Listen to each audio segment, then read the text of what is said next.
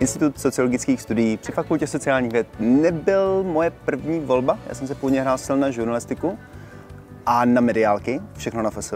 A sociologii jsem měl jako takovou zálohu pro případ, že by to nevyšlo. A ono to nevyšlo, protože jsem nikdy nebyl moc plný student.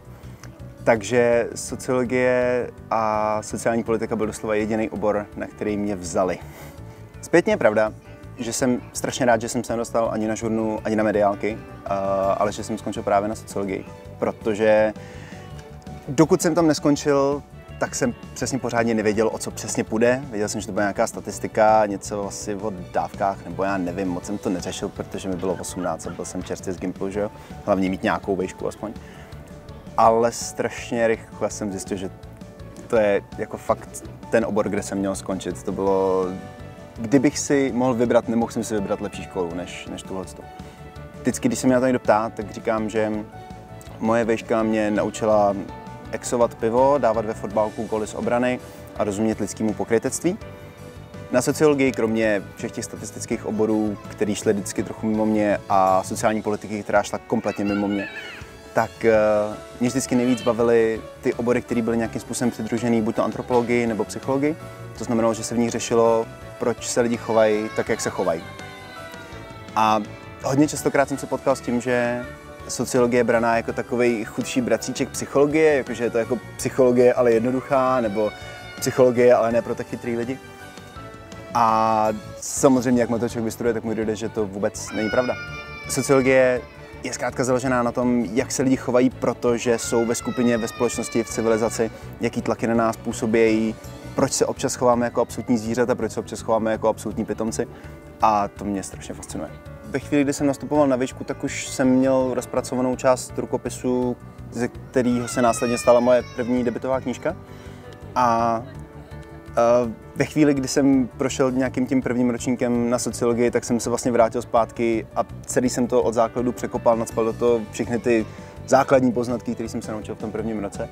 A stal se z toho mnohem sociálně laděný román než na začátku. Pořád je to scívko teda, ale všechny vlastně myšlenky o sociální nerovnosti, o svobodě jednotlivce, všechny tyhle ty věci tam jsou právě kvůli tomu, že jsme je tou dobou brali na přednáškách.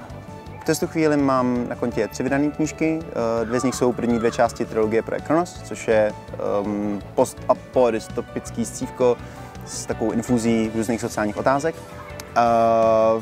Trojku teď dopisuju a v mezičase mi vyšla ještě knížka Meta, což je mnohem přízemnější, řekněme, psychologický thriller, lomeno sociální román, lomeno generační zpověď. A já moc nemám rád žánry, prostě. Nemám rád škatulky, takže já si píšu, co chci. Každopádně všechny ty knížky mají společný to, že jsou ohromně inspirovaný sociálníma tématama.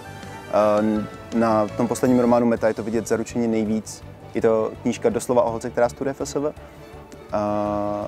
Ne proto, že bych strašně moc potřeboval dělat nějakou omáž teda svojí škole, ale spíš jsem přesně chtěl hrdinku, která mi bude hodně blízká svým způsobem uvažování. A nedá se ignorovat to, že vysoké školy a obzvláště humanitně zaměřené školy v lidech kultivují určitý způsob myšlení, kdy si začínáte mnohem víc všímat světových globálních problémů, různých společenských otázek, začínáte to mnohem víc řešit, dostává vás to často do lehkých existenčních úzkostí, to taky není nic neobvyklého. Takže ta poslední knížka je tady toho rozhodně plná.